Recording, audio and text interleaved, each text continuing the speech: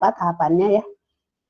Kemudian nanti kaitannya misalnya dibandingkan dengan standar ya, standar-standar yang berlaku ya seperti apa, apakah misalnya dia sudah memenuhi atau belum gitu ya. Kalau misalnya dia belum, sebetulnya apakah dia lakukan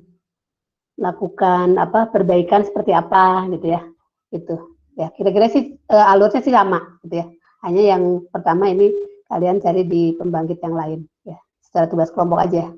Jadi diusahakan ya usahakan pokoknya selengkap mungkin bahwa sehingga kalian bisa belajar dengan baik ya secara kasusnya ya. Bisa dipahami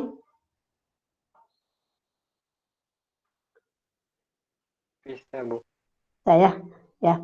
Kalau itu ini untuk tugas yang pertama kayaknya sih udah masuk semua ya, saya udah saya kumpulkan ya. Jadi kita masuk ke sebetulnya ini kayaknya ini berapa tadi, 5 kelompok. Kalau misalnya saya coba usahakan sisa bahan saya ini minggu ini sama minggu besok ya.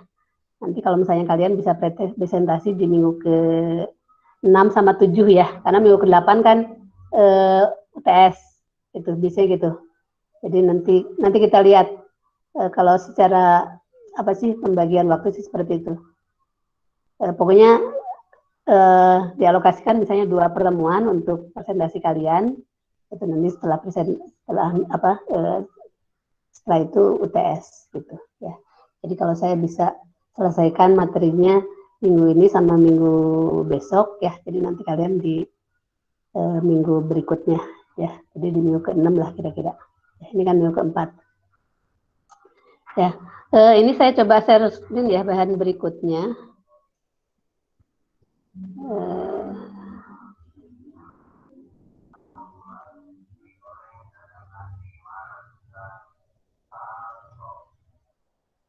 Ini kita masuk di water treatment plan ya. Jadi ini di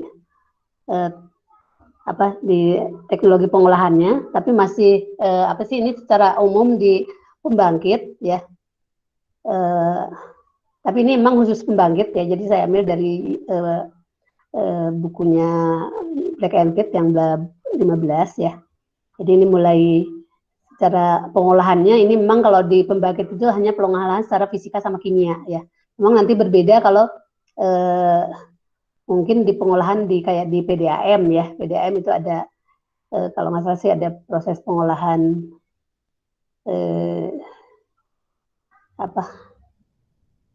untuk mikrobanya ya gitu. Tapi kalau misalnya di pembangkit sebetulnya ini hanya secara fisika sama kimia. Ya, jadi ini sebetulnya kalau kita lihat ini biasanya mulai dari pengolahan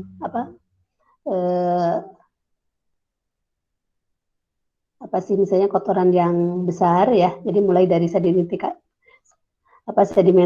dan klarifikasi ya. Jadi ini untuk di PowerPoint ini terutama untuk menghilangkan bahan tersuspensi ya. Ini di pengolahannya biasanya dengan cara simple settling atau sedimentasi ya. Nah, kemudian juga biasanya nanti dikembangkan sama clarifier ya. Kemudian secara prosesnya sebetulnya ini adalah proses koagulasi ya. Jadi koagulasi itu adalah untuk memisahkan bahan tersuspensi itu dengan bahan koagulan ya. Bisa dipakai bahan kimia ya, diantaranya pakai ini aluminium sulfat, ada ferisulfat ya, ferrosulfat ya. Kemudian ada feriklorida juga ya. Ini jadi yang merupakan bahan-bahan koagulan gitu ya. Nah, kemudian nanti sebetulnya kan dengan ditambahkan bahan-bahan tersebut akan partikel-partikel koloid yang kecil itu nanti akan bergabung membentuk jelly atau pokoknya dia endapannya jadi lebih besar ya. Itu jadi nanti membentuk seperti spong ya, jadi membentuk blok ya, jadi blok-blok itu sehingga nanti dia akan mudah cepat turun ya, akan cepat turun karena kan ukurannya menjadi besar gitu ya. Nah, secara secara bahan koagulan kan. Nah, ini secara reaksi kimianya sebenarnya kan seperti ini. Jadi kalau misalnya ada bahan koagulan, ya ini aluminium sulfat. Di situ ada misalnya ada kalsium bikarbonat gitu. Nanti akan bentuk aluminium hidroksida gitu. Sama ini ada kalsium sulfat ya. Nah, sebetulnya ini yang mengendap ini ya. Ini kayaknya ini keliru, ini panahnya di sini. Jadi aluminium hidroksida dia turun ya, dia mengendap. CO2-nya dia keluar sebagai gas gitu. Kemudian kalau pakai feriklorida juga dia akan membentuk endapan ferihidroksida ya, dia mengendap ya.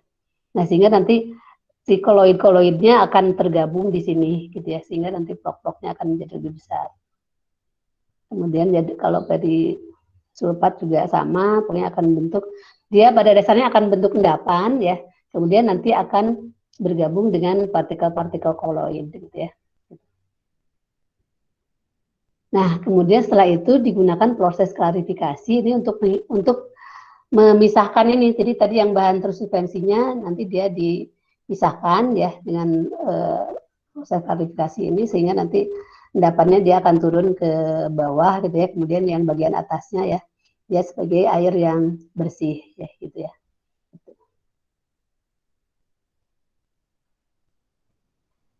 Nah, memang biasanya bisa juga untuk ditambahkan karbon aktif gitu ya. Gitu. Jadi di sini untuk menghilangkan warna gitu ya.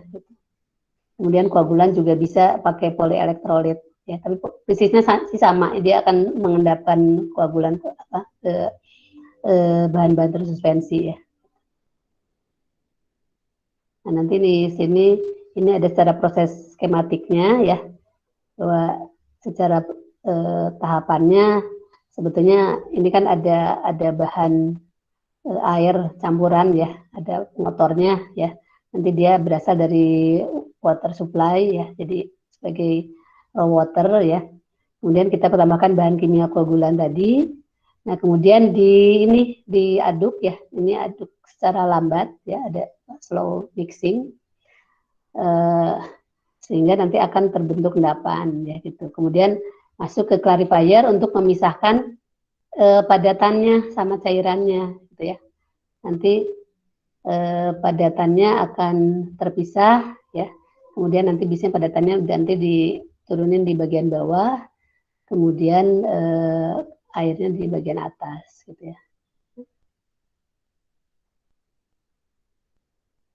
Nah, memang ini bisa juga kalau masuk ke perairan nanti ditambahkan disinfeksi ya, disinfection. Gitu ini. Nah, kemudian di sini ini penambahan bahan kimia, ini proses collisionnya ya, ini secara fisika ini kan terjadi endapan di sini. Nah, proses kedua ini namanya proses koagulasi ya, gitu. Kemudian, nah sebetulnya bisa dari sini bisa pakai filtrasi ya, misalnya tambahkan filter ya, nanti hasilnya juga sama, airnya sebagai air bersih, nanti si endapannya dia tersaring di filternya. Tapi bisa juga dengan clarifier ya. Jadi ini ada dua cara sebetulnya. Bisa dengan clarifier atau dengan filter.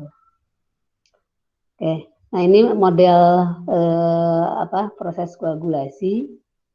Jadi tadi secara skematiknya ini model prosesnya ya. Jadi ini sebagai influennya ya, air masukan dari sini, kemudian di sini tambah koagulan ya. Ini ada dua macam koagulan. Kemudian ini adalah pengaduknya ya, pengaduk supaya tadi tercampur antara koagulan dengan cairannya, dia dicampur ya, diaduk. Ini akan terjadi proses flokulasi di sini. Kemudian setelah proses flokulasi nanti akan keluar endapannya di bagian bawah ya, dan di bagian bawah dia akan turun gitu ya. Itu kemudian ini di bagian atas ini cairan bersihnya ya, sehingga nanti cairan bersihnya akan keluar dari bagian atas gitu ya. Itu. Kemudian ini yang untuk pengeluaran ininya selatnya ya, lumpurnya. Gitu. Oke, nah ini model yang lain ya, tapi prinsipnya sama. Hanya modelnya ini, kalau ini kan di sini untuk slide-nya. Jadi keluarnya sebelah sini, kemudian ini pengaduknya sama di sini, effluentnya juga yang keluar di sini sama. Nah, hanya mungkin ini influennya ini dari bawah ya. Ini influennya dari bawah, sehingga ini terjadi pengadukan di sini ya, setelah dimasukkan koagula. Gitu. Jadi prinsipnya sama, hanya modelnya aja. Nah, kemudian di samping itu ada proses yang lain adalah proses aerasi ya. Jadi tadi koagulasi untuk memisahkan bahan tersuspensi.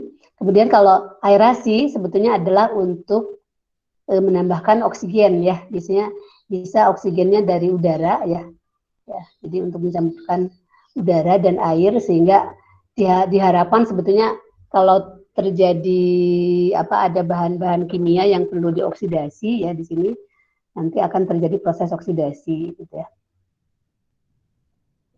Gitu. Nah, bisa juga dengan oksigen ya, oksigen langsung nanti akan mengoksidasi besi, terutama besi sama mangan ya. Besi kan dia perlu dioksidasi atau juga bahan organik ya. Bisa juga bahan organik bisa dioksidasi sehingga nanti akan keluar dia sebagai endapan biasanya ya. Ini juga biasanya pokoknya dengan aerasi ini sebetulnya kan untuk mengoksidasi dulu ya gitu. Ya. Nah, kemudian bisa juga ini aerasi untuk superjenuhnya digunakan karbon dioksida atau hidrogen sulfida ya, atau bahan volatil lain, gitu sehingga dia bilang konsentrasi bahan kimia tersebut dia akan menurunkan proses kesetimbangan, gitu ya. Nah, secara metodenya di sini bisa pakai waterfall aeration atau spray ya. Jadi waterfall itu dia dijatuhkan, gitu ya. Kalau spray dia dispraykan pakai nozzle, gitu ya. Gitu. Kemudian bisa secara langsung ya, atau dia berlawanan gitu. Jadi dia secara langsung dengan menjatuhkan air berlawanan dengan naiknya udara. Gitu. Nah, dia bilang sehingga airnya menyebar menjadi lapisan tipis ya atau film yang meningkatkan kontak antara air dan udara. Nah, ini kan dia melalui nozzle sehingga menyebabkan kontak ya tadi air dan udara. Nah, bisa juga pakai model ini metode bubble atau difusi ya. Jadi dengan bubble itu dia digelembung-gelembungkan ya. Gitu. Jadi juga secara aerasi mekanik. Gitu ya. Jadi proses aerasi sebetulnya menambahkan oksigen ya pada dasarnya.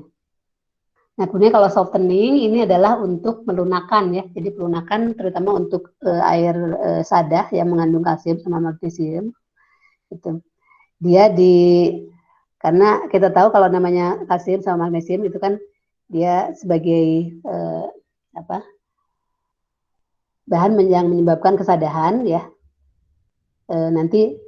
Nah ini harus dihilangkan kalau dia sebagai kesadahan sementara atau misalnya kesadahan tetap sebetulnya pada dasarnya kan kalau dengan dengan penukar ion itu pada dasarnya semua logam dia akan tertukar ya atau misalnya dia diambil sama penukar ion atau bisa juga pakai bahan kimia kayak CaO atau misalnya CaOH 2 kali atau natrium karbonat ya atau natrium NaOH ya gitu. Ya.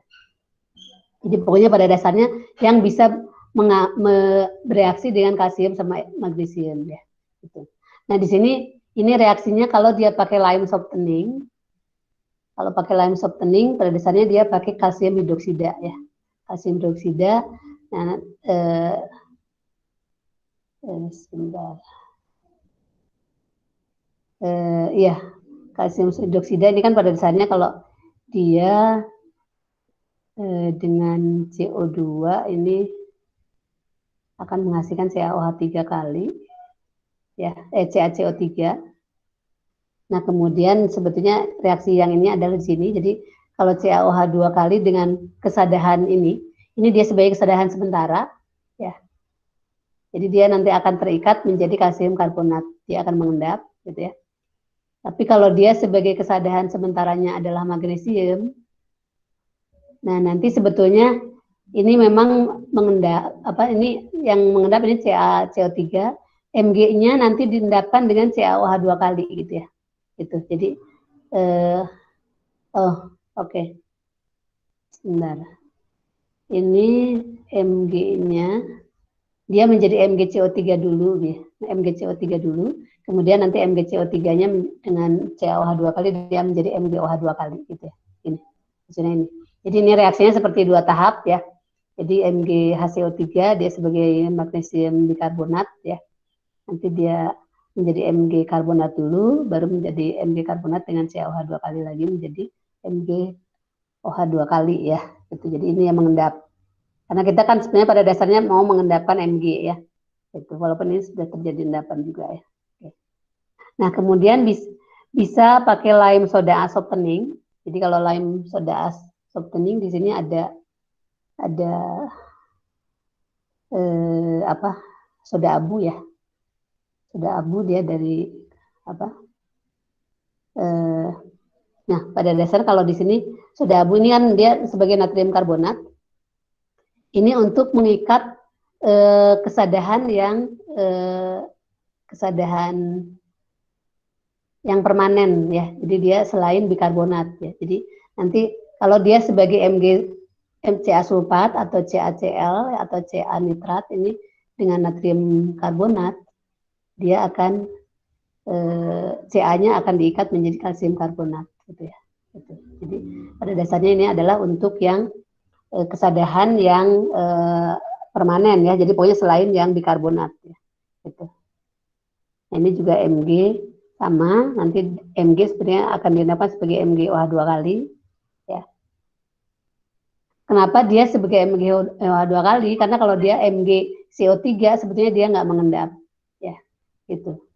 Jadi nah ini MgCl2 juga sama ya. Jadi nanti pada dasarnya reaksinya sama ya. Jadi Mg nanti dinamakan sebagai MgOH 2 kali. Oke. Nah, kemudian yang ketiga ini adalah dengan soda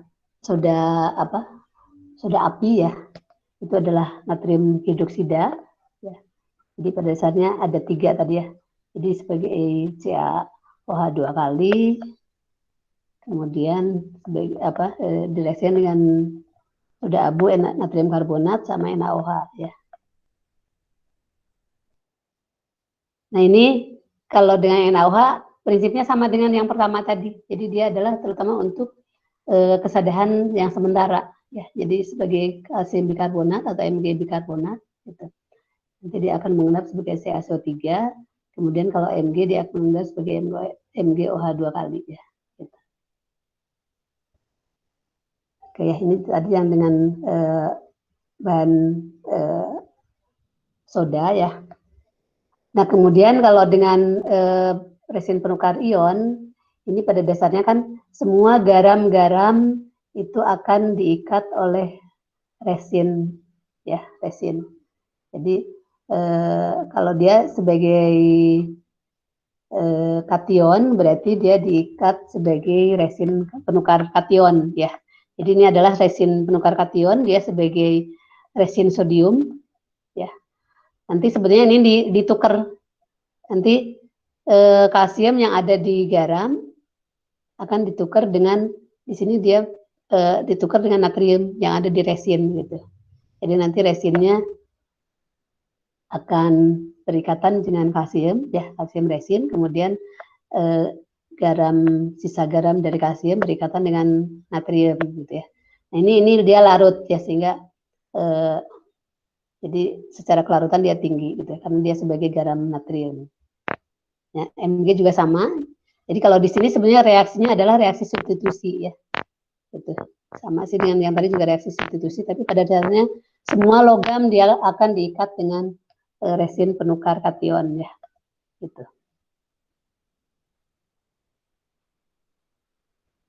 Kemudian di sini adalah proses regenerasi. Jadi kalau misalnya, karena pada dasarnya kan resin itu dia punya kapasitas tertentu ya. Jadi kalau misalnya gugus aktifnya sudah jenuh ya istilahnya, jadi sudah diisi oleh kation-kation ya atau logam. Ini harus diregenerasi dulu ya, diregenerasi dulu. Jadi kalau Mg resin dengan Ca resin biar bisa dipakai kembali, ini harus diregenerasi dulu dengan cara direaksikan dengan NaCl ya. Jadi kalau tadi sebagai resin sodium, dia ditambah NaCl ini dengan konsentrasi 8-10% ya. Itu. Nanti si Ca-nya dia didorong lagi sehingga nanti resinnya akan terikat lagi sebagai resin natrium ya atau resin sodium gitu. Jadi Ca-nya dia kembali lagi menjadi MgCl2 ya. Ya karena ini kan tambahkan NaCl, CaCl2. Nanti ini masuk ke tempat pembuangan limbah cair ya gitu. Jadi tidak dimasukin ke air yang bersih. Ya, jadi sebetulnya resin itu bisa dipakai berulang-ulang. Gitu. Jadi kita nggak usah dibuang resinnya, jadi dengan cara diaktifkan kembali dengan proses regenerasi ya. Jadi regenerasinya di sini kalau resin sodium dipakai larutan NaCl. Tapi nanti kalau resinnya sebagai resin hidrogen, pakai larutannya larutan asam ya, gitu. Bisa larutan HCl atau larutan asam sulfat. Gitu ya. Nah kemudian berikutnya ini adalah filtrasi ya atau penyaringan. Jadi pada dasarnya kalau penyaringan dia akan menghilangkan kotoran di sini pada dasarnya suspensi atau koloid dengan media pori gitu ya. Jadi harus kalau kita mau menahan kotoran dengan proses dengan suspensi dengan ukuran tertentu, berarti porinya harus lebih kecil dari ukuran suspensinya ya. Gitu. Jadi dengan media filter ini adalah yang dipakainya adalah pori. Nah dia beberapa model filter ada namanya material filter granular ya. Itu yang banyak diaplikasikan di power plant. Nah kemudian ada filter yang lain, ini ada model pasir, ada anthracite coal ya, jadi dari batu bara. Jadi ada activated carbon, ada multi-layer media, diatomic earth ya. Pabrik, ini kayaknya pabrik filter ya, sama pori membran. Gitu ya. Nah kemudian model arahnya ada yang upflow, ada yang downflow ya, ada yang ke atas atau ke bawah. Gitu ya. Nah ini model yang granular media filtration. Jadi kalau yang model granular ini dia modelnya dibilang filter bed granular. Jadi modelnya dia nanti ya, jadi pada dasarnya sebetulnya dia adalah mempunyai pori ya gitu.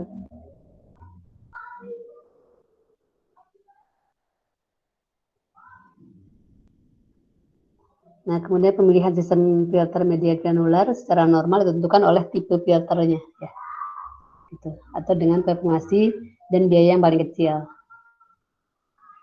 Kemudian kualitas dari effluent filter yang merupakan fungsi dari tipe media filter. Ya. Dia bilang makin halus ukuran media filternya, sebenarnya makin baik kualitas airnya, gitu ya. Tetapi head loss-nya bisa semakin meningkat, ya. Gitu. Jadi sebetulnya memang kalau makin kecil ukuran porinya dia makin bagus. Tapi kalau sebetulnya kalau terlalu kecil ini head loss-nya tinggi ya, sehingga sebetulnya nggak kurang bagus juga ya, karena nanti kan jadi lama ya. Gitu. Jadi biasanya tetap harus disesuaikan, tapi tetap biasanya porinya harus lebih kecil dari ukuran yang akan kita pisahkan ya.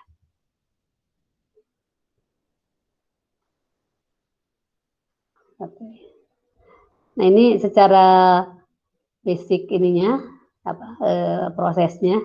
Tadi kan ada model pressure filter, ada yang gravity filter. Jadi kalau pressure dia pakai tekanan, tapi kalau gravity dia mengandalkan gaya gravitasi aja. Gitu. Jadi ini ada yang tipe otomatis sama manual ya. Ini dua-duanya bisa ya, bisa pakai pressure filter atau gravity ya. Kemudian bisa upflow sama downflow juga ya. Tapi kalau gravity ini downflow. Kemudian ada tipe apa ini yang media sand sama coal sama multimedia ya. Ini jadi kalau yang pressure filter terutama ini pakai yang downflow, tapi kalau yang sand dia bisa yang upflow.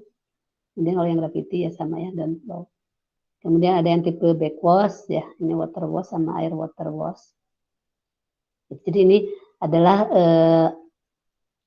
apa sih ini yang prinsip kerjanya ya. Jadi basic. Kemudian ini yang gravity filter ya, gravity filter ini spesifikasinya seperti ini. Saya bilang ini terutama untuk aplikasi di perkotaan, ya, beberapa industri. Kemudian penggunaan gravity filter yang normal dibilang 8 sampai 12 feet ya. Kemudian konstruksinya sekian ya ini spesifikasinya ya. Kemudian laju filternya sekian gitu. Kemudian dibilang pada akhir filter biasanya terjadi loss ya atau loss tekanan ya, karena kan memang kan kalau makin lama dia akan menjadi penyumbatan ya, sehingga harus dibersihkan ya, itu namanya di backwash gitu ya. Jadi misalnya pada periode tertentu dia harus dibersihkan. Sama aja kalau tadi kan pakai resin dia harus diregenerasi, tapi kalau saya pakai filter dia harus di backwash ya, dibersihkan. Nah, ini yang model gravity filter.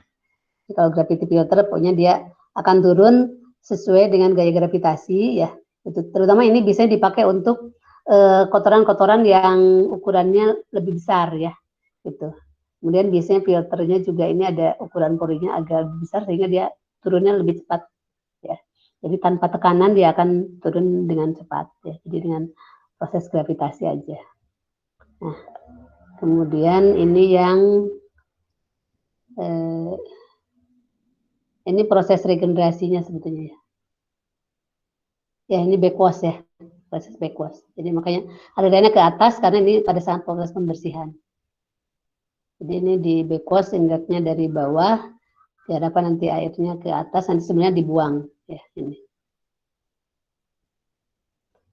Oke. Nah kemudian kalau yang pressure filter sebenarnya dia pakai tekanan ya, pakai tekanan diharapkan tadi sebetulnya supaya head loss-nya dia akan tidak terlalu besar ya, karena dengan dibantu dengan tekanan, dengan pori yang kecil dia akan turunnya lebih cepat ya dibanding kalau hanya pakai mengandalkan gaya gravitasi gitu ya. Gitu.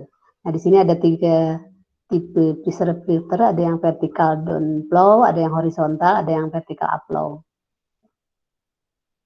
Nah dia bilang keuntungannya dari vertical dan horizontal downflow ini adalah work hostnya ya, jadi kerjanya ya ini. Kemudian vertical downflow, ini yang jelas kan air masuk dari atas ya, mengalir ke bawah. Sehingga dia bilang bahan suspensi bisa dihilangkan. Kemudian yang vertical downflow pressure filter, nanti ada di gambar berikutnya. Oke, ini spesifikasinya ya.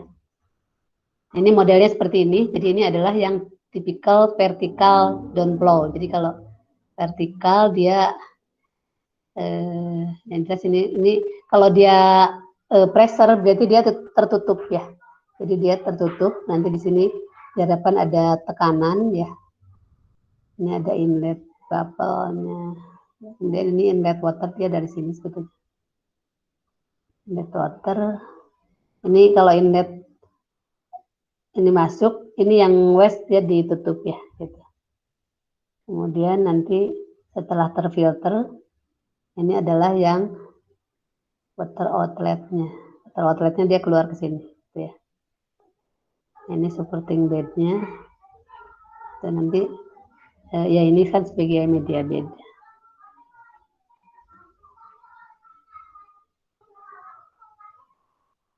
Oke. Nah, kemudian backwash sebenarnya kan tadi, kalau dia kotor, ya harus alirannya dibalik ya untuk membersihkan kotoran-kotoran yang menempel di filternya. Nah, biasanya dia bilang dengan backwash itu bisa meningkatkan kemampuan filter 20-40%. Gitu. Ya walaupun memang kalau misalnya sudah terlalu kotor, biasanya harus diganti ya, filternya harus diganti. Gitu. Tapi selama misalnya masih cukup baik, ya masih bisa di backwash sih. Ya, tapi tetap biasanya ada usianya ya. Nah, kemudian laju alir backwash dia tergantung pada temperatur ya. Bisa juga dan tergantung dan viskositas. Oke. Nah, kemudian ini yang pakai karbon aktif. Sebenarnya kalau dengan karbon aktif ini selain dia memfilter ya, karena kan dia punya ukuran pori sebetulnya, dia juga bisa menghilangkan bahan organik ya, atau dia bilang juga klorin juga bisa ya, jadi menghilangkan pengotor yang lain seperti klorin, bahan organik, H2S gitu ya, bau, rasa, karena ada prinsip lain karbon aktif itu selain dia punya pori ya, dia adalah menahan tadi pengotornya, dia juga bisa mengabsorb ya, jadi dia mengabsorpsi, jadi dia bereaksi secara fisik ya, sebenarnya reaksi secara fisik, jadi mengabsorb ini bahan organiknya, kemudian kalau ada H2S gitu ya, kemudian kalau ada klorin, ada rasa atau bau, sebenarnya kan rasa sama bau itu adalah merupakan bahan organik ya, itu dia akan diabsorpsi oleh karbon aktif gitu ya, itu. Jadi di sini ada dua fungsi gitu ya, jadi selain memfilter pengotor tadi ya, pengotor TSS gitu ya, suspensi solid, juga menghilangkan ini. Nah, dia bilang pada power plant, media filter aktif karbon bisa digunakan untuk menghilangkan bau dan rasa dalam sistem cycle makeup. Ini treatment demineralization untuk menghilangkan klorin juga bisa sama bahan organik. Kemudian pentingnya untuk menghilangkan klorin dan bahan organik ya, karena dia dapat mempengaruhi performance ion exchange ya. Gitu. Jadi sebenarnya proses ini tuh itu adalah sebelum biasanya untuk pretreatment ya, terutama ya. Jadi sebelum masuk ke resin gitu. Atau sebelum masuk ke RO ya juga gitu ya. Jadi nah dia di sini beberapa RO sensitif terhadap klorin gitu, jadi sebelumnya biasanya dipakai karbon aktif dulu. Nah, biasanya karbon aktif dia bilang diganti sampai 24 bulan. Nah, kemudian yang lainnya adalah cartridge filtration, ya ini masih filter, jadi model cartridge, dia menggunakan elemen filter, ya dia dari cartridge ya, ini modelnya dia bilang merupakan lembaran atau fiber material ya, bisa digulung secara screen atau flat, gitu ya, biasanya terbuat dari ininya dari stainless steel atau plastik. Kemudian penerapan tipe ini adalah untuk menghilangkan, jadi masih sebenarnya untuk menghilangkan suspensi solid ya, terutama dalam cycle makeup demineralize. Influent water yang sudah disaring oleh media granular ya, biasanya nah ini wood cotton atau methylene polypropylen ya, itu adalah pilihan yang cukup baik dia bilang untuk ini proses ini. Nah, kemudian yang berikutnya ini adalah ultrafiltrasi. Jadi kalau ultrafiltrasi sebenarnya udah masuk ke membran ya. Jadi dia sebagai membran ultrafiltrasi, dia bilang ini adalah merupakan membran tipe molecular shift ya. Gitu. Kemudian UF membran biasanya sama dengan membran RO ya. Walaupun nanti bisa juga bisa tergantung dari peruntukan apa sih maksudnya pemakaiannya. Jadi kalau misalnya untuk RO di pembangkit ya, kan ini kayaknya sih ini masih bahas agak umum. Itu ukurannya berapa gitu ya. Jadi ada yang termasuk UF gitu, ada yang sebetulnya di bawah ya, lebih kecil dari UF ya. Itu jadi lebih ke nano ya. Jadi sebenarnya nanti bisa kelihatan dari ukuran-ukurannya gitu ya.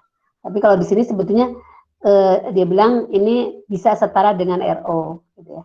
Jadi pokoknya dia bilang perbedaannya adalah kalau RO itu dia dia mereject atau menolak sebagian dissolved solid gitu ya.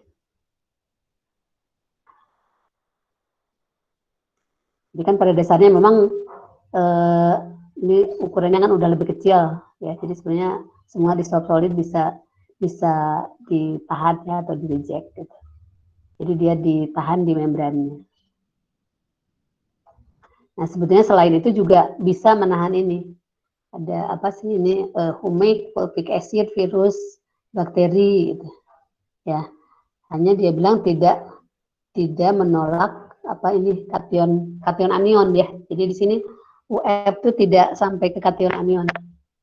Kalau secara ukuran UF, sebetulnya kalau misalnya yang RO itu adalah sebenarnya nanti peruntakannya kan untuk kation anion ya. Oke, ini jadi sebetulnya UF ada apa sama dengan membran RO. Jadi mungkin secara ini kan dia terbuat dari polimer ya, jadi mirip sebetulnya. Hanya nanti perbedaannya di ukurannya ya. Gitu. Jadi kalau di UF sebetulnya ini peruntukannya untuk ini ya tadi, jadi tidak untuk kation anion.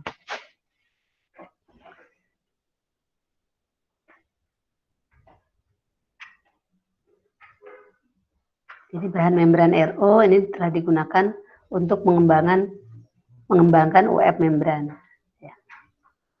Nah, kemudian secara bentuknya bisa spiral, tubular ya, atau hollow fiber ya. Nanti sebenarnya kita jelaskan di berikutnya ya.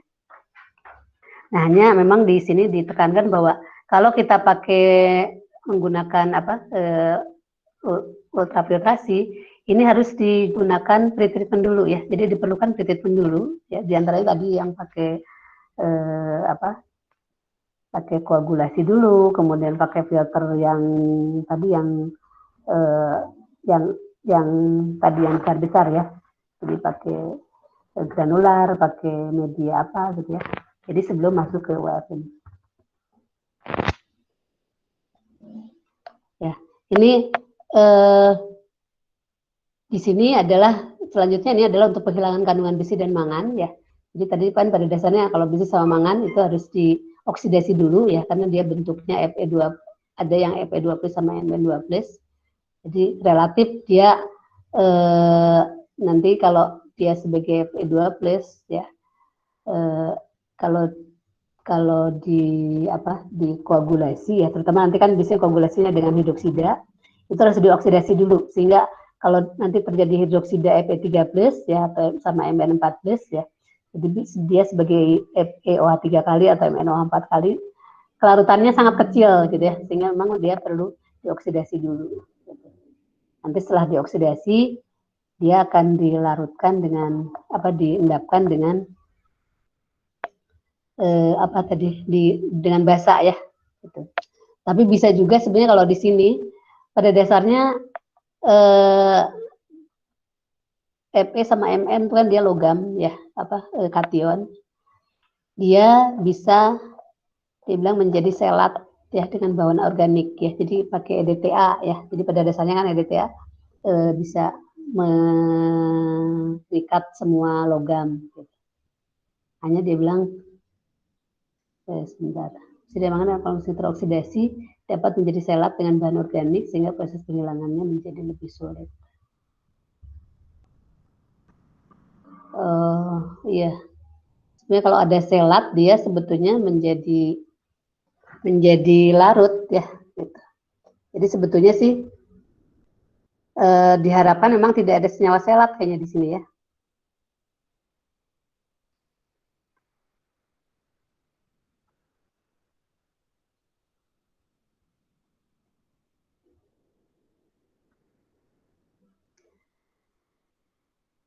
Oke.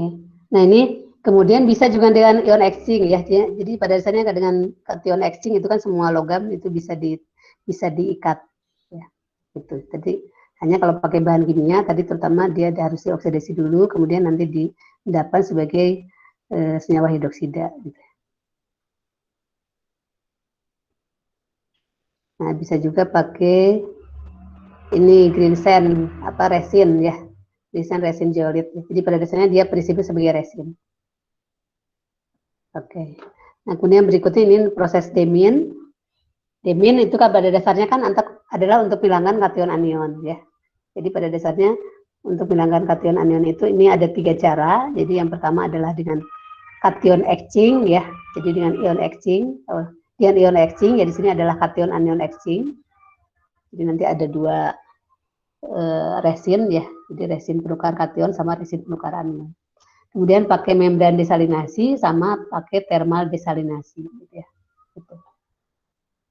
Jadi kalau yang ion exchange tadi kan diikat semua kation sama anion. Kalau dengan membran pada dasarnya dia di reject ya, jadi ditahan di membrannya ya, jadi sampai yang ukuran kation anion gitu ya.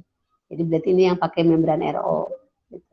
Kemudian yang thermal desalinasi adalah proses yang mirip dengan destilasi ya, jadi adalah dengan cara diuapkan ya, jadi nanti yang diharapkan yang menguap adalah hanya air, kemudian pengotornya adalah tertinggal di konsentratnya ya gitu. Jadi dia biasanya tidak diuapkan semua ya, jadi nanti ada tersisa sebagai konsentrat gitu ya. Gitu. Jadi nanti yang diambil adalah uap airnya, nanti dikondensasi kembali ya, nanti hasilnya dia sebagai air murni gitu ya. Nah, kemudian dia bilang metode khusus ini tergantung pada kualitas air masukan, keperluan kualitas air keluaran, sama kemampuan sumber air ya. Itu nanti kaitannya terhadap regenerasi bahan kimia, pengolahan limbah cair, dan pembuangan. Ya. Kemudian ada kaitannya juga terhadap keekonomiannya. Jadi nanti pertimbangan-pertimbangannya mungkin ya. Gitu. Jadi makanya biasanya di pembangkit ada walaupun sih sebetulnya kation penukar kation ya itu biasanya ada, kemudian ada yang nanti kombinasinya dengan membran RO sama yang kombinasinya antara resin penukar ion dengan thermal desalinasi ya. Gitu. Tapi memang ada sebetulnya kaitannya terhadap kualitasnya, sama sebetulnya kaitannya terhadap keekonomian ya, gitu. Biaya ya kaitannya. Nah, kalau secara proses ini kan tadi ya kira-kira yang proses ion exchange itu kan adalah seperti ini. Jadi kalau tadi yang pakai resin sodium, ini adalah resin hidrogen ya. Jadi kalau dia sebagai kation resin adalah pakai resin hidrogen, berarti sebagai RH. Nanti pada dasarnya semua C plus atau C2 plus atau C3 plus dia akan terikat gitu ya. Gitu. Tapi kalau sebagai anion resin adalah dia sebagai ROH. Gitu ya. Jadi semua anion nanti akan terikat ya. Jadi OH-nya yang dilepas gitu ya. Gitu. Nah, kemudian ini keterangannya. Nah, kemudian ini pada proses regenerasi sebenarnya dibalik tadi ya. Jadi kalau dia dianggap udah jenuh itu nah di sini untuk yang resin kation pakai asam sulfat ya. Sebenarnya bisa pakai ACL juga bisa juga. Kemudian kalau yang resin anion regulasinya pakai NaOH ya. Gitu.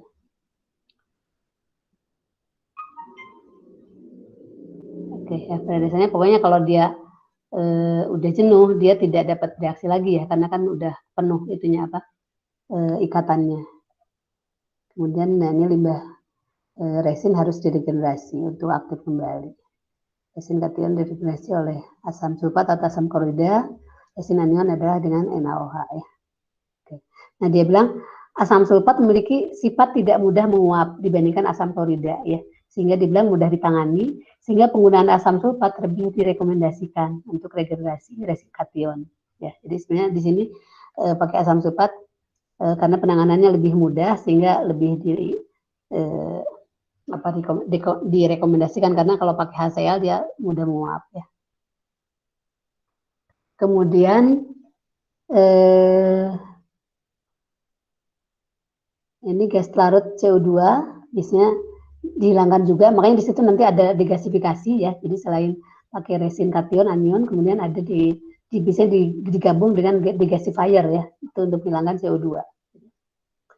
Nah ini ada yang pakai vakum degasifikasi sama yang pakai post draft ya.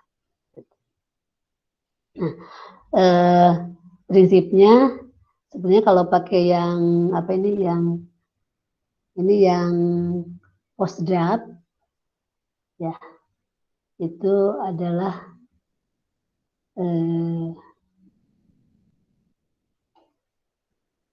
pakai blower ya. Di sini pada dasarnya dia ini inlet water masuk ke sini. Tapi sebenarnya tetap ini ada packing juga. Jadi supaya ini harus dibenturkan dulu airnya, sehingga nanti kalau misalnya ada gas, dia cenderung nanti gasnya akan akan lepas dari air gitu ya, sehingga nanti gasnya akan keluar ke atas gitu. Jadi ini inlet water dialirkan, dilewatin ke packing dulu, gitu ya. Sehingga diharapkan kalau ada CO2, ya, terutama CO2 di sini ya, walaupun sebenarnya oksigen juga sama, kalau ada O2 juga nanti akan naik ke atas, ya, di sini. Nah, kemudian di sini ini yang pakai vakum ya, oke. Ini yang pakai vakum berarti ini gasnya dia divakum ya, ditarik sama pompa vakum, gitu. Jadi ini yang pakai model vacuum gasifier, degasifier.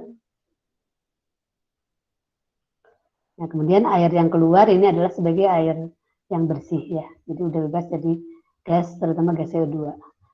Kemudian kalau yang ini yang post-dap, oke, ini yang post-dap, ini yang didorong sama blower ya. Jadi sebenarnya kalau air inlet ini water inlet masuk, ini sama ini lewat packing juga ya. Kemudian kalau ada gas yang di sini ditiup ya, ditiup sama blower sehingga diharapkan nanti gas CO2 itu akan keluar ke ventilasi sini ya. Itu kemudian hasilnya ini sebagai water outlet ya yang udah bebas dari gas. Oke. Jadi pada dasarnya pokoknya gasnya harus dikeluarkan ke atas ya.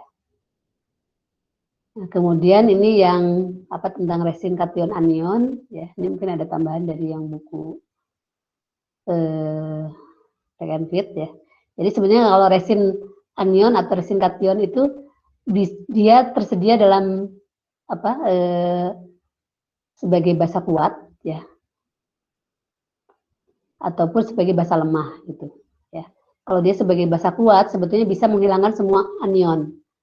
Tapi kalau sebagai basa lemah dia hanya beberapa aja gitu ya. Jadi biasanya lebih selektif ya. Gitu. Kemudian kalau resin kation juga sama, dia sebagai asam lemah sama asam kuat.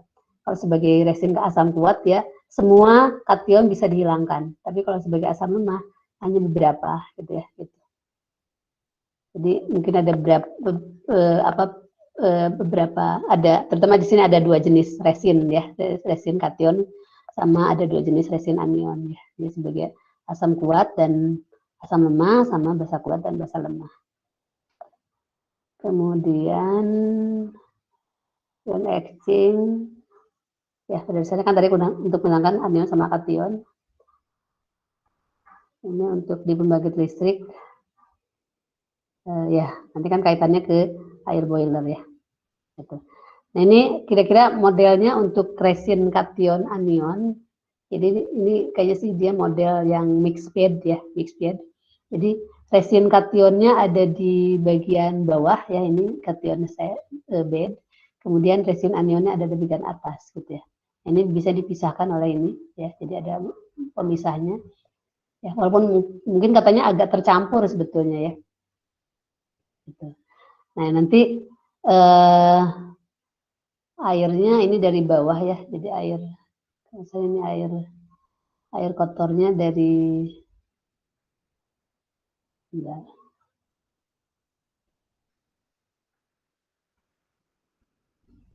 ini udara, ini asam, ini udara kan untuk kaitannya kayaknya untuk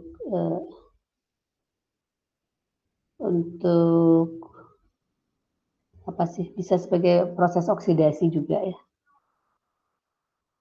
Kemudian oh ya, ini effluentnya di sini sebetulnya. Influentnya di sini. Oke. Ini influent water ya, tadi saya. Ini influent water masuk ke sini. Jadi ini melewati resin anion dulu. Kemudian setelah itu melewati resin kation ya, gitu.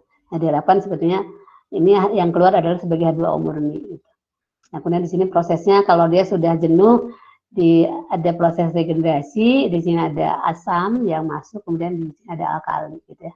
Gitu. Kemudian ada air in, ada air out ya. Kemudian ada yang proses-proses yang lainnya. Kayaknya ada bed of ion exchange resin blades ya. Ion exchange facial. Oke, ini sih secara prosesnya terutama yang tadi. Ini ada regenerate drain, jadi untuk pengeluaran pada saat regenerasi ya. Nah, Kemudian klasifikasi resin di sini ada, tadi kan sebetulnya ada resin kation sama anion. Nah, di sini sebetulnya pada dasarnya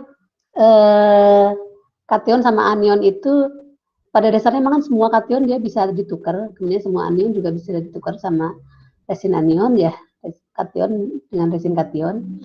Hanya pada dasarnya dia ada urutan ininya, ada urutan apa sih maksudnya, dia bilang ada nilai afinitas ionnya gitu.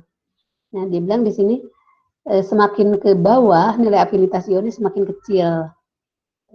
Kemudian urutan klasifikasi ion di atas menunjukkan urutan letak ion pada ini resin ya gitu. Jadi kalau kita lihat di sini resin kation, jadi kalau ada kalsium dia kalsium yang duluan menempel ya. Itu kemudian setelah kalsium dia baru nanti akan Mg yang menempel, kemudian kalau setelah Mg habis baru amonia, kemudian setelah amonia baru K gitu. Baru setelah K kalau emang ini nanti natrium gitu. Makanya kenapa dia sebagai resin sodium bisa untuk mengikat kalsium sama magnesium gitu, ya. Jadi pada dasarnya kan natrium dia lebih kalah ya gitu ya, karena afinitasnya dia lebih kecil dibandingkan yang kalsium sama magnesium. Ya. Kemudian kalau di resin anion yang paling cepat menempel ada sulfat, kemudian klorid, kemudian bikarbonat, silikat sama yang lain. Nah sebenarnya yang kation sama anion yang lainnya bisa dilihat sifatnya ya dari sistem periodik sebetulnya. Nanti kekuatan afinitas ionnya mana yang lebih besar sama atau mana yang lebih kecil ya. Jadi di sini nanti urutan dari eh, apa golongan ya sama apa sih nanti dari secara vertikal sama secara horizontal ya gitu. Jadi akan bisa melihat kekuatan afinitas ionnya. Jadi sebenarnya dia tidak rebutan ya, jadi mana yang lebih kuat ya, nempel sama misalnya kalau dia keluar juga, kalau keluar berarti ini yang duluan gitu ya, makanya nanti ini yang belakangan, ini juga sama ini yang duluan keluar gitu ya. Nah kemudian, nah ini sebetulnya kan secara operasi seperti ini, jadi dia akan ini sebagai kation resin, ini anion resin ya, jadi tadi dia menempel, ini dia keluar, jadi kalau keluar dia ini yang duluan. Oke, kalau anion resin juga sama. Ini duluan, dia akan berikutnya yang terakhir ya. Nah kemudian secara keadaan operasi ion exchange, jadi ini ada ion kalsium dan mengatakan ya sebenarnya tadi penjelasannya ya, jadi dia sebagai kekuatan afinitas ionnya. Jadi pokoknya yang H+, makanya kenapa dia bisa sebagai apa sih untuk proses regulasi, karena dia sebetulnya kan dia yang sangat paling belakangan ya. Jadi dia bilang bisa dikatakan dia sebenarnya nggak menempel di resin ya.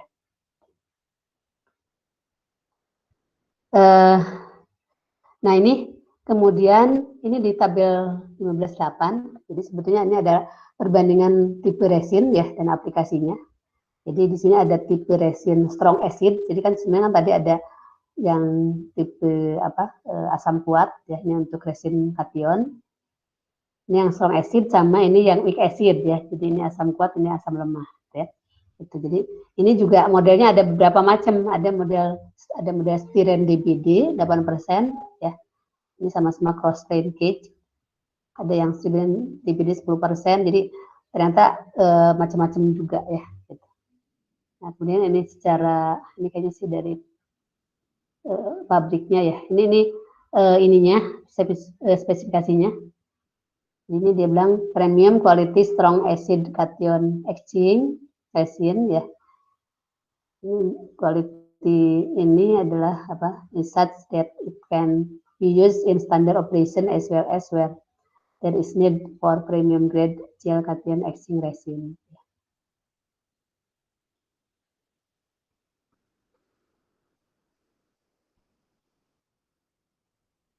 Oke, ini kayaknya ini Tadi ini industrinya. Jadi ini speknya nih seperti ini. Kemudian ini kalau yang weak acid, ini recommended for the alkalization of water for steam flooding or cooling tower application as well as adjunct to strong acid cation in deionization process. Ini untuk very high capacity. Oke. Nah kemudian ini yang strong base, ini untuk anion resin. Ini modelnya ada ini ya, ada styrenipide. Ini ada styrenipide ya, tiga-tiga. Tapi kayaknya ini speknya beda ya. Kemudian ini kodenya beda juga. Kemudian ini yang intermediate. Jadi weak base ya. Jadi untuk intermediate atau apa basa lemah ya untuk anion resin. Ya, jadi ini sebenarnya modelnya jenisnya maksudnya agak berapa macam gitu ya. Nah, kemudian kapasitas resin tadi kan sebetulnya kenapa harus regenerasi gitu kan? Karena dia memiliki kemampuan yang berbeda ya. Dibilang kapasitas resin ini adalah 9 kilogram ion per meter kubik ya. Ini menunjukkan bagaimana fungsi resin tersebut ya, berapa besar air yang dapat dilewatkan dan seberapa besar dosisnya ya. Jadi kapan regenerasi diperlukan gitu ya. Nah, ini tadi yang regenerasi proses kan tadi kan sebenarnya kan bisa kalau dia sebagai apa resin kation ya, jadi pakai asam sulfat atau tadi bisa asam klorida juga. Ini konsentrasinya bisa 2%, 4%, dan 6%, waktunya sekitar 20 sampai 30 menit ya. Ini kalau untuk resin anion pakai NaOH atau CaOH 2 kali ya. Jadi dibilang waktunya ini bisa 60 sampai 90 menit, jadi lebih lama untuk regenerasi resin anion. Nah ini sebenarnya gambar apa tuh?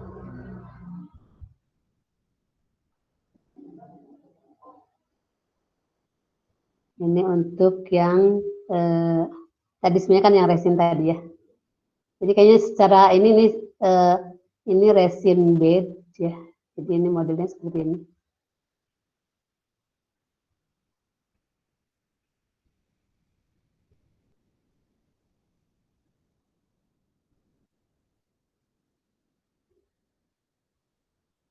Oh ya, ini untuk yang ini resinnya di sini, ini untuk regeneran distributor, ini regeneran outnya ya, gitu, keluaran regenerasi. Ini inlet distributor. Ya, ini model tadi sebenarnya kan ini di dalamnya ya kira-kira seperti ini ya. Oh ya, ini yang tadi kan adalah proses proses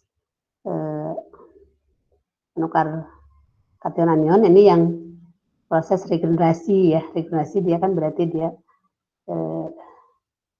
ini ada yang co-current regeneration sama yang counter-current regeneration gitu ya. Jadi ada yang proses flow-nya searah atau yang berlawanan gitu ya. Jadi pokoknya pada dasarnya sih sebenarnya ini tadi ininya terhadap afinitas ion ya. Oke, ya kira-kira mungkin untuk oh ya, oke, ternyata udah ini. Silakan mungkin ini untuk bahan ini udah selesai. Kalau ada pertanyaan silakan.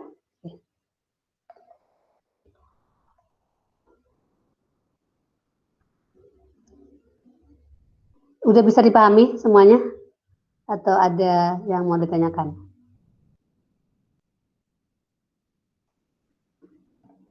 Jadi tadi adalah sebetulnya kan teknologi proses untuk murnian air ya. Dari mulai pretreatmentnya sama sampai resin ya, gitu. Itu mungkin.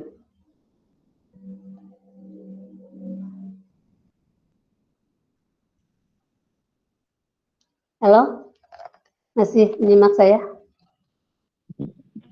Masih, Bu. Masih, Bu. Masih, Atau Bu. pada tidur? Enggak. Ya, silakan. Ada pertanyaan atau ada yang mau dikomentari? Jadi kaitannya terhadap proses-proses pengolahan air ya. Gitu. Mungkin untuk hari ini sih secara bahan dari saya kayaknya udah cukup ya. Jadi ya misalnya sih nggak terlalu sulit ya itu tadi. Tapi emang harus dipahami ya. Itu kan secara yang awal itu adalah terutama proses fisik ya. Tapi kemudian dengan koagulan sebetulnya ada proses kimianya juga karena di situ kan ada reaksi kimia. Tapi kalau secara fisik sebenarnya kan hanya dia memisahkan koagulan aja sebetulnya ya. Itu nanti dengan klarifikasi dengan filter juga sama itu adalah proses fisik. Tapi kemudian yang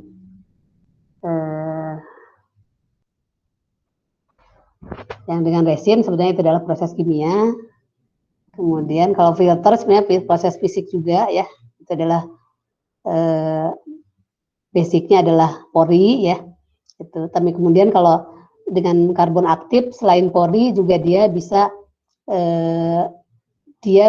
sebagai prosesnya sebagai proses adsorpsi ya.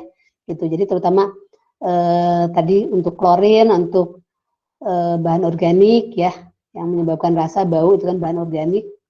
Itu kemudian warna, kemudian apa tadi itu dia diadsorb. Jadi sebenarnya kalau diadsorb terutama situ adalah proses fisik ya. Walaupun nanti sebenarnya bisa juga adsorpsi ada proses kimianya juga ya.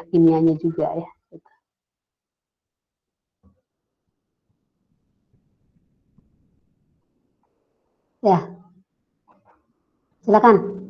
Ada pertanyaan?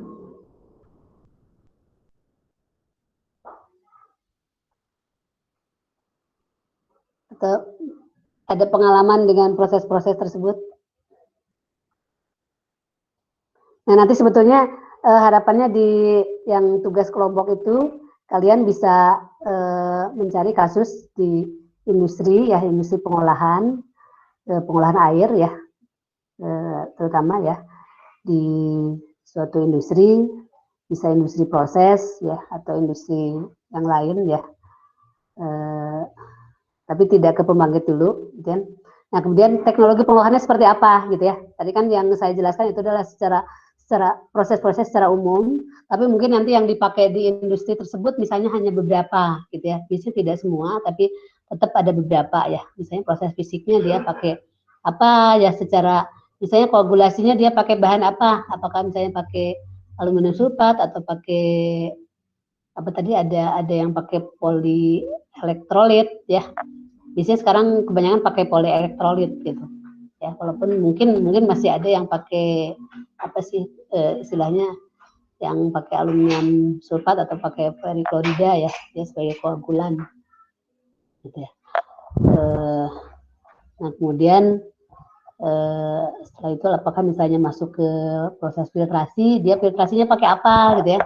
Tadi kan yang saya jelaskan ada beberapa macam model filtrasi ya gitu.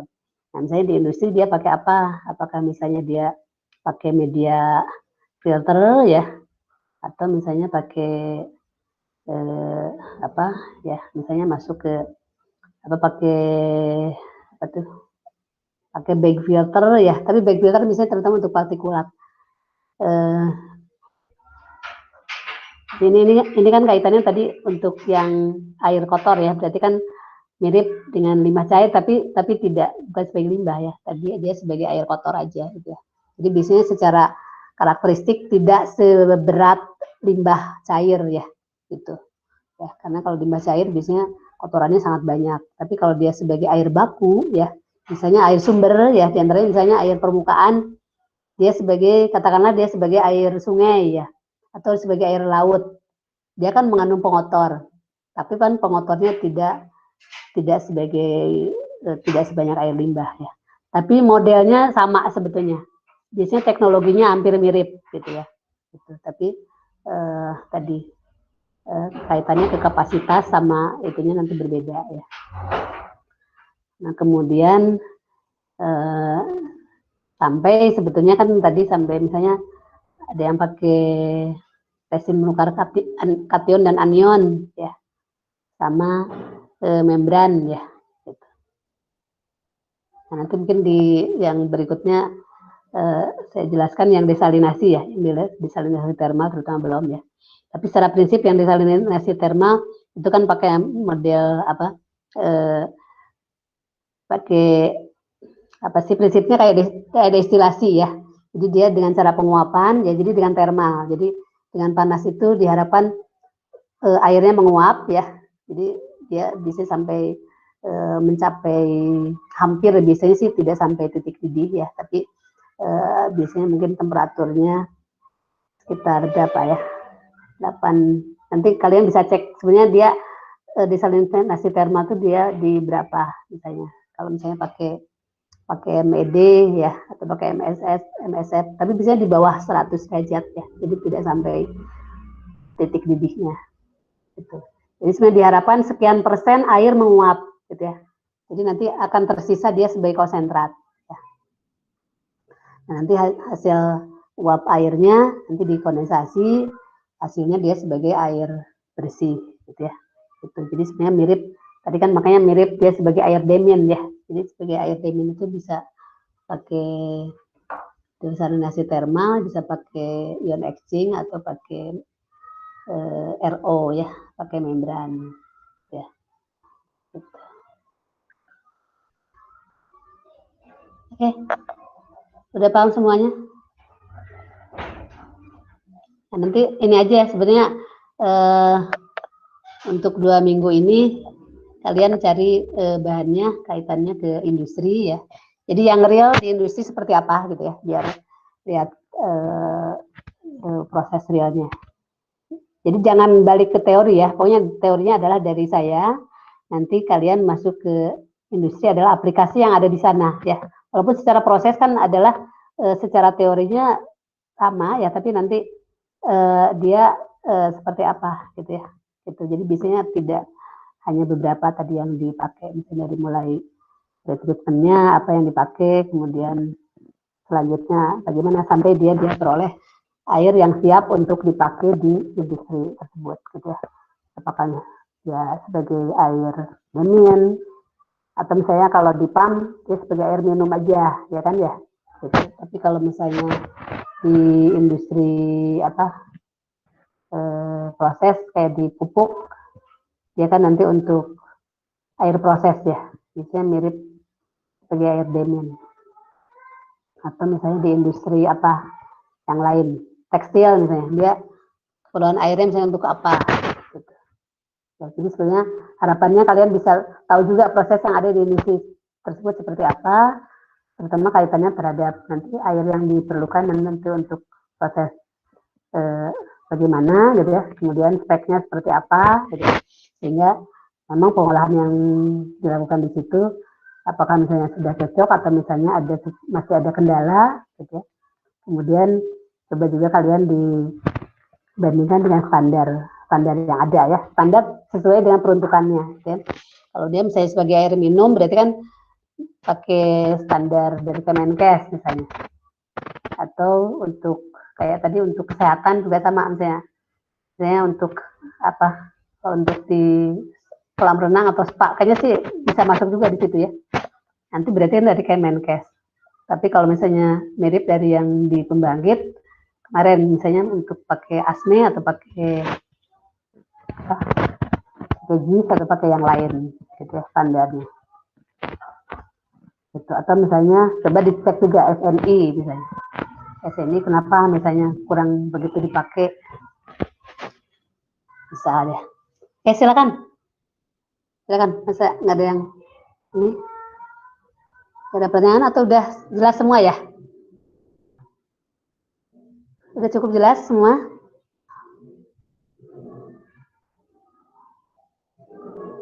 Ya. Ya. Apa tadi Naswa?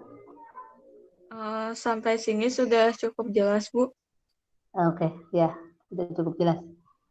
Jadi tinggal kalian bikin kelompok aja ya, nanti sama ketua kelasnya siapa atau sama Sela ya, itu. Kemudian dicari kasusnya.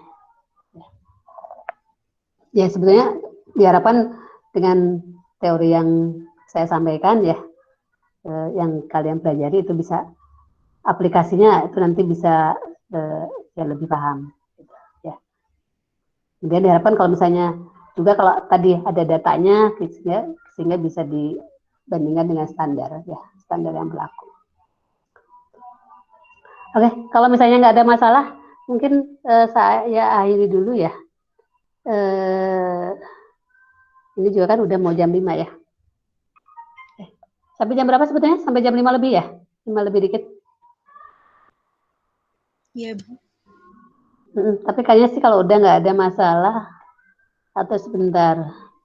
Atau saya lanjutkan aja ke yang kedua. Sampai jam berapa, Sela? Jam 5 lebih 10 menit, Bu. 5 lebih 10. Oke, mungkin ada 1/4 jam lagi ya. Sebentar. Treatment plan. Betulnya sih. Atau mungkin saya, sebentar.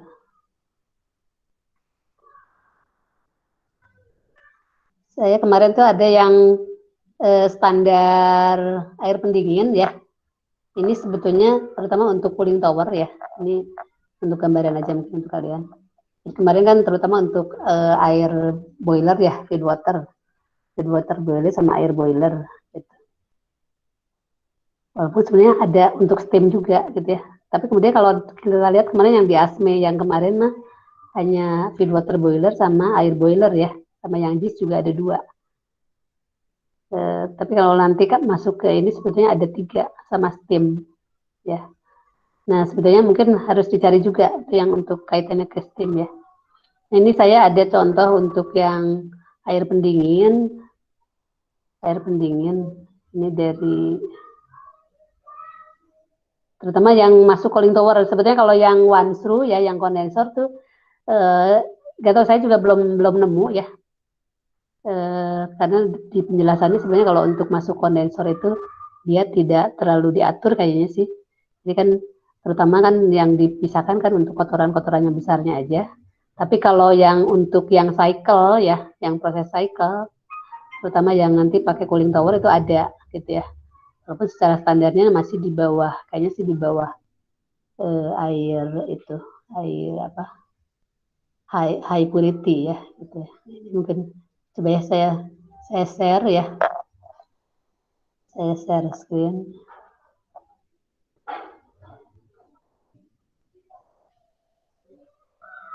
Nah, bentar. Nah, ini udah kelihatan? Ada ya? Ada, Bu. Ya. Ini water treatment for power plant cooling tower ya. Jadi pengolahan sebenarnya untuk cooling tower ya. Jadi itu adalah mirip dengan yang air pendingin yang siklus ya. Jadi biasanya kan dia pakai cooling tower ya. Jadi kalau misalnya di lab kita, kemudian kalau ini kan kelas 3 pernah ke lab pembangkit kan PLTU atau misalnya di belakang kan ada cooling tower ya. Jadi kita pakai sebetulnya karena airnya kan di siklus ya. Jadi pakai cooling tower gitu karena airnya dia dipakai. Jadi kita tidak pakai one through gitu. Jadi kalau pakai cooling tower sebetulnya airnya itu harus lebih bersih ya. Nah ini dari EPRI ya. Ya standar EPRI itu apa? EPRI itu Electric Power Research Institute. Ya, tahun 2012. Nah, ini untuk industri power ya terutama. Nah, saya mungkin terutama sebenarnya mau memperlihatkan ini aja standar. Kira-kira spesifikasinya seperti apa? Spesifikasi standarnya. Ya, walaupun ini ada penjelasannya, nanti Nanti saya share, kalian bisa baca. Ya, walaupun ini saya dapat dari internet juga. Sebenarnya kalian nanti bisa main-main dengan internet, cari bahan-bahan yang terkait ya, terkait dengan proses pengolahan dan pemurnian air ya, terutama untuk air pembangkit. Ya, di sini sebenarnya secara overview-nya ada ini tahap-tahapannya. Di sini ada overview for cooling tower chemistry kriteria ya. Kemudian ada source and degrade water, source water evaluation, sama power plant cooling water treatment teknologi ya. Jadi sebenarnya ini juga ada ini teknologinya. Nah ini sebenarnya saya mau lihat berdasarkan kriterianya aja.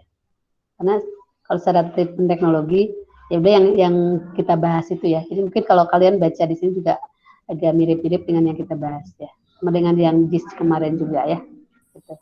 Jadi sebenarnya dari standar-standar ini tuh bisa belajar banyak. Nah, di sini memang dia bilang ada yang model sistem terbuka, ya, secara cooling towernya, dia bilang ini simple water balance-nya sebenarnya seperti ini. Kalau nggak salah ada yang model terbuka, ada yang model tertutup, gitu ya. Ini kalau yang, jadi tetap ini, jadi ada yang cooling tower, ya, dia bilang ada yang terbuka dan tertutup. Oke, ya nanti kalian pelajari sendiri lah. Nah, cuman ini yang mau saya perlihatkan ini terutama di kriteria. Jadi kalau untuk yang cooling tower itu memang coba kalau kalian lihat di secara water quality-nya ya. Jadi parameter water quality parameternya ini untuk cooling tower. Ini parameternya ini ada ini ya, walaupun tidak sebanyak yang kemarin ya. Nah, ini ada kalsium ya, kemudian sebagai kalsium ini sebagai apa, miligram CaCO3, ini sebagai kalsium sulfat, ada sebagai magnesium silikat ya, Mg sama SiO2, tapi tetap ini dia sebagai unitnya adalah sebagai kalsium karbonat.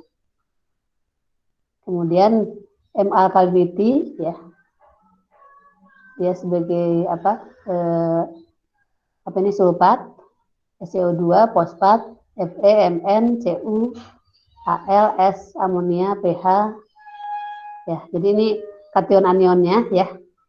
Kemudian ada pH, TDS, TSS, BOD, COD ya. Gitu. Jadi sebenarnya secara, nah ini standar EPRI-nya dia bilang yang ini ya. Oh ini tahun 98. Ini refinery cooling system. Apa tuh bedanya? Ini kan current EPRI standar tahun 98 ya. Ini udah termasuk lama sih sebetulnya. Mungkin harus dicari yang baru ya. Tapi pokoknya kira-kira ini emang ada parameter-parameter yang menjadi yang dibatasi gitu ya. Gitu. Jadi kalau secara standar di sini untuk yang tahun 98 itu dia harus nah emang sih ada berapa di sini. Ini not 6 ya. Ini kayaknya ada di bawah catatannya. Ini 500.000, ini ppm ya. Ini 35.000 ppm, tapi nanti ada catatannya di bawah. Ini kurang dari 5 ya. Kurang dari 0,5, ini kurang 0,5, kurang ya. Ya, pokoknya ada angka dia sebagai batasan ya. Batasan maksimal ya gitu, atau misalnya dia harus kurang dari sekian ya. Itu kan batasan maksimal. Gitu.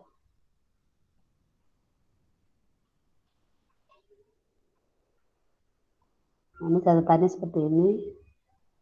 M alkalinity adalah HCO3 plus CO3 ya, diekspresikan sebagai CaCO3, ppm CaCO3. Kemudian kalau yang kedua ini without scale inhibitor, with scale inhibitor. Jadi kayaknya yang 2, 3. Ini kan ada 2 ya, ini ada 2, ini 3. Ini untuk yang April tahun 82 ya. Gitu. Jadi ini ada catatan. Mungkin yang Nah ini nanti coba aja kalian pelajari lebih detail ya. Itu paling nggak ini ada ini sebagai contoh ya. Tapi sebetulnya memang harusnya dicari yang terbaru lagi ya. Mestinya ada yang lebih baru karena ini kalau lihat ini tahun 98 ya. Udah cukup lama juga deh kalau dari sekarang. Ya. Jadi yang jelas pokoknya kalau untuk cooling tower itu ada parameter-parameter standarnya gitu ya. Hanya memang kalau yang untuk one screw yang saya kayaknya sih memang itu tidak terlalu diatur gitu ya. Walaupun secara global ya itu pokoknya di yang kebutuhan itu kan ada ya untuk kondensor sampai sekian TDS-nya sekian itu masih bisa kan gitu ya. Jadi tidak parameternya tidak terlalu detail. Gitu. Ini ada catatan-catatan sedikit aja. Ya. Nah jadi ini saya kira itu aja. Jadi untuk cooling tower sebenarnya ini ada salah satu contoh yang saya punya ya. Gitu. Jadi ini sebagai acuan lah untuk kalian. Ya. Nah, ini yang lainnya kan tadi penjelasan yang tadi.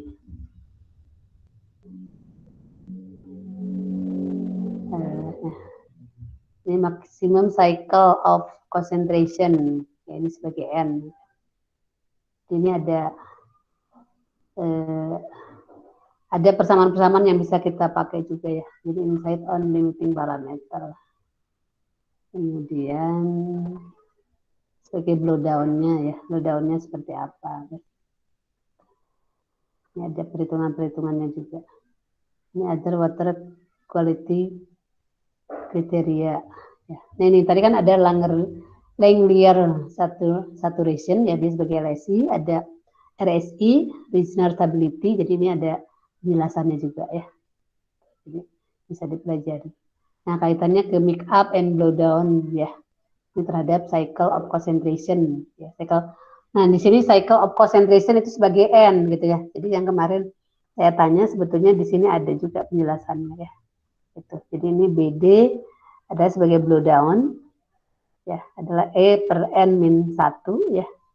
Ini kan E-nya adalah evaporation rate, D-nya drip rate, sama N-nya cycle of concentration. Ya, gitu. Min D ya. Kemudian ini kayaknya sih penjelasannya bisa dibaca di sini. Gitu ya. Jadi sebetulnya ada ya ilmunya nggak boleh dikira-kira, sebetulnya bisa dicari, ada referensinya ya. Jadi itu diantaranya ini ada referensi untuk yang blowdown masuk juga di sini ya. Itu. Nah, kemudian ini source of degraded water ya. Ini degraded water kategori ya. Ini sebagai ini ada fresh water.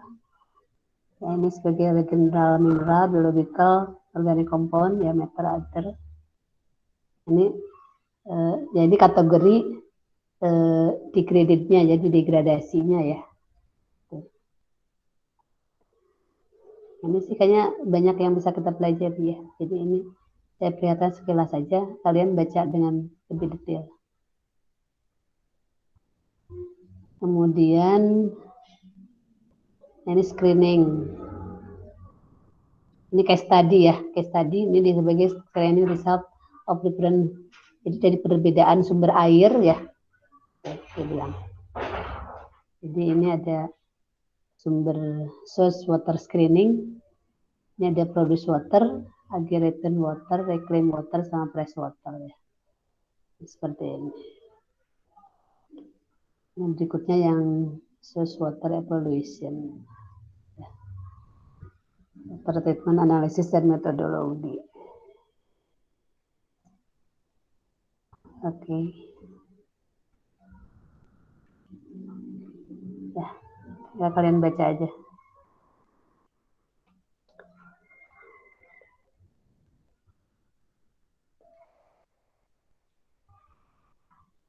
Nah, sebenarnya mungkin bisa sebagai nanti tambahan untuk referensi tugas ya, yang kasus misalnya. Kalau ada yang masuk ke pendingin ya, masuk ke cooling tower terutama.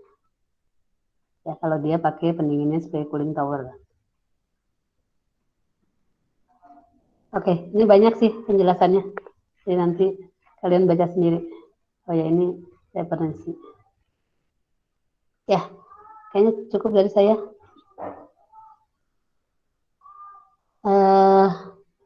Ya, sudah paham semuanya? Kalau masih ada yang bertanyakan sekarang? Ini 5/5. Sudah cukup? Saya cukup, Bu. Oke, Cukup, ya. Bu. Ya. Absennya ini ya, Sela ya. Saya minta itu aja yang nggak hadir siapa, gitu ya. Untuk hari ini.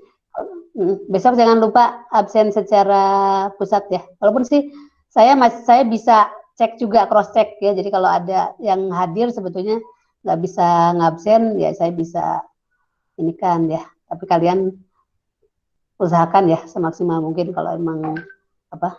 Karena ini kan emang masih uji coba katanya. Tapi mudah-mudahan sih masih semakin lancar ya. Gitu. Tapi usahakan pokoknya semua bisa ngabsen. Ya. Tapi yang utama memang sekarang ya yang ini sebagai catatan kuliah hari ini. Ya. Baik, saya ucapkan terima kasih pada semuanya ya. Kalian sehat lalu. Ini absennya ada 27, berarti hadir semua atau ada yang nggak hadir satu. Ya, ya kadang-kadang mungkin ada yang gantian ya. Silakan aja dicek sama Sela ya. Ya, saya ucapkan assalamualaikum warahmatullahi wabarakatuh ya. Makasih. Waalaikumsalam warahmatullahi wabarakatuh. Terima kasih Terima banyak, kasih, Ibu. Terima kasih banyak. Waalaikumsalam warahmatullahi wabarakatuh. Ya, sama-sama. Saya pamit ya. Iya, Bu, terima kasih.